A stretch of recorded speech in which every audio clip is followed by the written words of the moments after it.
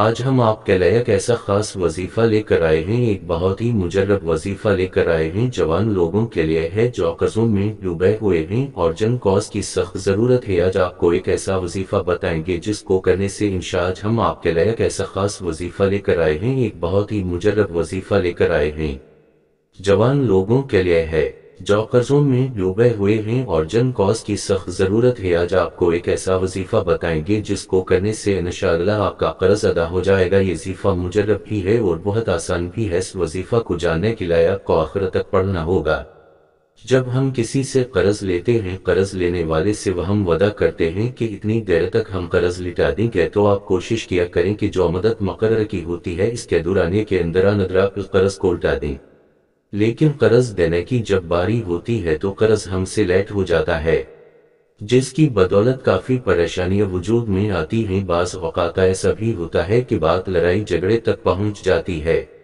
اس کے ساتھ جو قرض دینے والا ہوتا ہے اسے بھی چاہیے کہ صبر تحمل سے کام لے، کیونکہ آپ جب کسی کو قرض دیتے ہیں تو آپ کو پتہ ہونا چاہیے کہ اس سے آپ کو صرف دنیاوی فائدہ نہیں ہوتا، اس سے ایک دوسرے کے دل میں اعتبار بڑھے گا، اور اس کے ساتھ ساتھ جب آپ قرض ادا کریں گے جب تک مقروضہ کے پاس رہے گا اتنے ہی دن آپ کو اس قرض کے برابر ثواب ملتا رہے گا۔ یعنی کہ جب آپ کسی کو قرض دیتے ہیں اور جب تک وہ لینے والا قرض آپ کو قرض ادا نہیں ہے کرتا تب تک آپ کے نامہ اعمال میں ثواب لکھ دیا جاتا ہے۔ اس لیے آپ ہی صبر سے کام لیا کریں۔ جب ہم کسی سے قرض لیتے ہیں اور مرنے سے پہلے اس کو ادا نہ کیا جائے تو یہ ایک بہت برا بوجھ ہو جاتا ہے جس کا ہم کو آخرت میں حساب دینا پڑے گا۔ اس لیے بہتر ہے کہ آپ ایسے کام ہی نہ کرو کہ آپ کو قرض لینے کی ضرورت پڑے، اور اگر کسی سے قرض لیتے بھی ہیں تو اس کو وقت پر ادا کر دیا کریں۔ اب ہم چلتے ہیں آج کے وظیفے کی طرف۔ ناظرین، آپ سے گزارش ہے کہ اس وظیفہ کو دھیان سے پڑھ لیں تاکہ آپ کو بعد میں کسی بھی قسم کی پریشانی کا سامنا نہ کرنا پڑے، آپ کو سب کچھ پڑھنے سے ہی سمجھ آ جائے۔ ناظرین، آپ نے کرنا کچھ اس طرح سے ہے کہ نماز عشاء کے بعد آپ نے قبلہ رو ہو کر بیٹھ جانا ہے اور 11 مرتبہ درود ابراہیمی پڑھ لینا ہے، اور یہ درود وہی ہے جو نماز میں بھی پڑھا جاتا ہے۔ 11 بار درود ابراہیمی پڑھنے کے بعد آپ نے سورہ نصریہ آپ کو پارہ نمبر 30 میں ملے گی، اس کو آپ نے پڑھ لینا ہے۔ آپ نے اس سورہ کو پڑھنا ہے 41 مرتبہ، آپ نے عشاء کی ہی نماز کے بعد پڑھنا ہے، اور جب آپ یہ وظیفہ کریں تواس کو آپ نے 41 دن کی نیت سے آپ نے یہ عمل شروع کرنا ہے۔ عشاء کی نماز کے بعد 41 مرتبہ یہ سورہ پڑھنی ہے اور اول آخر 11 مرتبہ درود ابراہیمی پڑھ لینا ہے۔ تو انشاءاللہ جب آپ یہ وظیفہ کریں گے اس عمل کی برکت سے آپ کے سر پہ جتنا بھی قرض ہوگا انشاءاللہ اس عمل سے ادا ہو جائے گا۔ تو ناظرین، یہ آج کا وظیفہ تھا جو آپ کو بتانا تھا۔ ضرورت کوئی بھی ہو یہ وظیفہ کر سکتے ہیں۔ خواتین جو کہ اس عمل کو 41 دن تک مسلسل نہیں ہے کر سکتی تو آپ 14 آپ کے رہ جائیں، آپ ان کو بعد میں پورا کر لیں، لیکن آپ نے یہ عمل 41 دن تک کرنا ہے، اور انشاءاللہ اس عمل کی برکت سے آپ کے اوپر جتنا بھی قرض ہوگا اللہ پاک ادا کرنے میں آپ کی بھی مدد فرمائیں گے۔ انشاءاللہ آپ کا قرض ادا ہو جائے گا۔ یہ وظیفہ مجرب بھی ہے اور بہت آسان بھی ہے۔ اس وظیفہ کو جاننے کے لیے آپ کو آخر تک پڑھنا ہوگا۔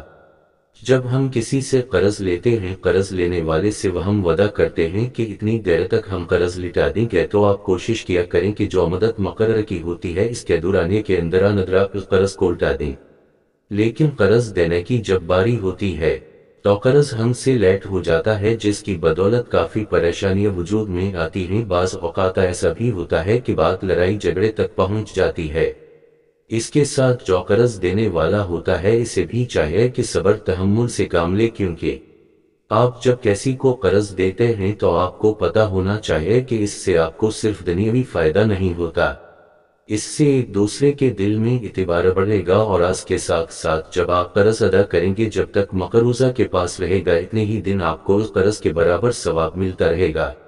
یعنی کہ جب آپ کسی کو قرض دیتے ہیں اور جب تک وہ لینے والا قرض آپ کو قرض ادا نہیں ہے کرتا تب تک آپ کے نامہ اعمال میں ثواب لکھ دیا جاتا ہے۔ اس لیے آپ ہی صبر سے کام لیا کریں۔ جب ہم کسی سے قرض لیتے ہیں اور مرنے سے پہلے اس کو ادا نہ کیا جائے تو یہ ایک بہت برا بوجھ ہو جاتا ہے جس کا ہم کو آخرت میں حساب دینا پڑے گا۔ اس لیے بہتر ہے کہ آپ ایسے کام ہی نہ کرو کہ آپ کو قرض لینے کی ضرورت پڑے، اور اگر کسی سے قرض لیتے بھی ہیں تو اس کو وقت پر ادا کر دیا کریں۔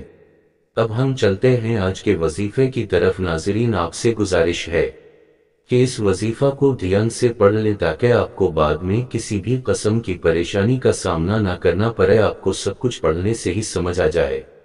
ناظرین، آپ نے کرنا کچھ اس طرح سے ہے کہ نماز عشاء کے بعد آپ نے قبلہ رو ہو کر بیٹھ جانا ہے اور 11 مرتبہ درود ابراہیمی پڑھ لینا ہے، اور یہ درود وہی ہے جو نماز میں بھی پڑھا جاتا ہے۔ 11 بار درود ابراہیمی پڑھنے کے بعد آپ نے سورہ نصریہ آپ کو پارہ نمبر 30 میں ملے گی، اس کو آپ نے پڑھ لینا ہے۔ آپ نے اس سورہ کو پڑھنا ہے 41 مرتبہ، آپ نے عشاء کی ہی نماز کے بعد پڑھنا ہے، اور جب آپ یہ وظیفہ کریں تواس کو آپ نے 41 دن کی نیت سے آپ نے یہ عمل شروع کرنا ہے۔ عشاء کی نماز کے بعد 41 مرتبہ یہ سورہ پڑھنی ہے اور اول آخر 11 مرتبہ درود ابراہیمی پڑھ لینا ہے۔ تو انشاءاللہ جب آپ یہ وظیفہ کریں گے، اس عمل کی برکت سے آپ کے سر پہ جتنا بھی قرض ہوگا انشاءاللہ اس عمل سے ادا ہو جائے گا۔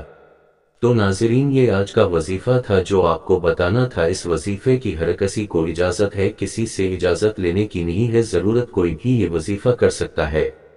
خواتین جو کہ اس عمل کو 41 دن تک مسلسل نہیں ہے کر سکتی تو آپ 14 آپ کے رہ جائیں، آپ ان کو بعد میں پورا کر لیں، لیکن آپ نے یہ عمل 41 دن تک کرنا ہے، اور انشاءاللہ اس عمل کی برکت سے آپ کے اوپر جتنا بھی قرض ہوگا اللہ پاک ادا کرنے میں آپ کی بھی مدد فرمائیں گے۔